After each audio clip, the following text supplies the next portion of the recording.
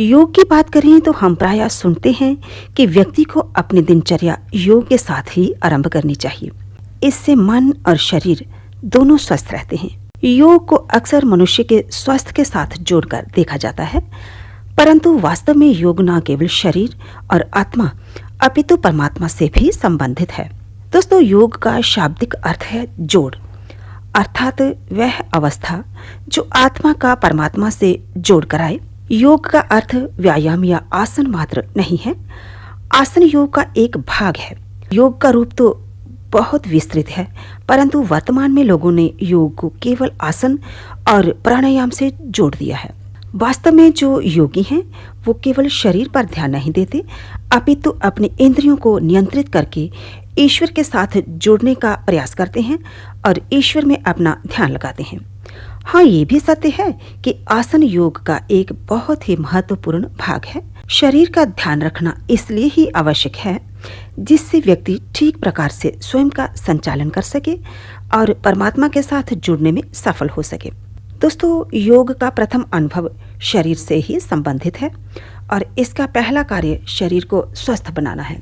योग आरंभ करने के कुछ दिन पश्चात वही व्यक्ति शरीर को अधिक ऊर्जावान, रोगमुक्त और अधिक स्वस्थ अनुभव करने लगता है।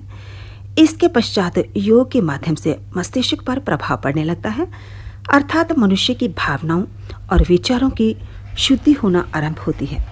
योग के इस अनुभव में मस्तिष्क से अवसाद, चिंता, नकारात्मक विचार आदि पर नियंत्रण करना संभव हो जाता है।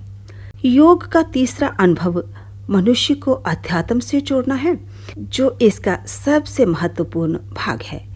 यदि व्यक्ति इस अनुभव तक पहुंच जाता है तो वह इस संसार में रहते हुए भी सांसारिक बंधनों से मुक्त होता है और परमात्मा में लीन होता है।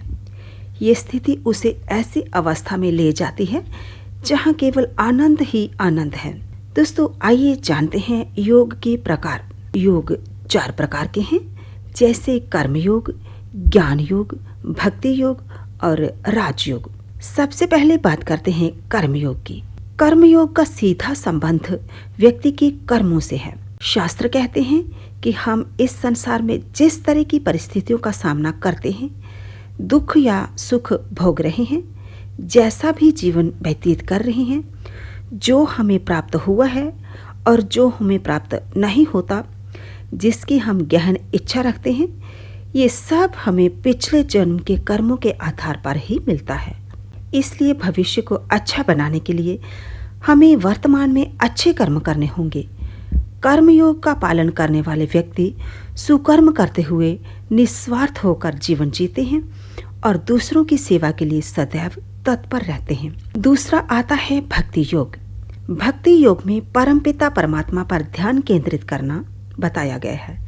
इस योग में अपनी समस्त ऊर्जा, विचारों और चित्त को भक्ति में केंद्रित करना होता है। इसके साथ भक्ति योग हमें सहिष्णुता और स्वीकार्यता प्रदान करता है। दोस्तों, तीसरा आता है ज्ञान योग, जो योग की सबसे कठिन और प्रत्यक्ष शाखा है। इस योग में बुद्धि पर कार्य कर बुद्धि को विकसित किया जाता है। ज्ञान योग में ग्रंथों का गंभीर और विस्तृत अध्ययन कर जीवन को उचित ढंग से समझकर बुद्धि को ज्ञान के मार्ग पर अग्रसर किया जाता है। दोस्तों, ज्ञान योग के अनुसार ज्ञानी व्यक्ति वही है जो स्वयं के अस्तित्व का उद्देश्य समझता है, ब्रह्म का सही अर्थ जानता है और परमपिता परमात्मा में ध्यान केंद्रित करके ही जीवन व्यतीत करता है। दोस्तों, योग का चौथा और अंतिम प्रकार है राजयोग। राज का अर्थ होता है सम्राट। इस योग में व्यक्ति सम्राट के समान स्वाधीन होकर आत्मविश्वास के साथ कार्य करता है। राजयोग आत्म अनुशासन और अभ्यास का मार्ग है।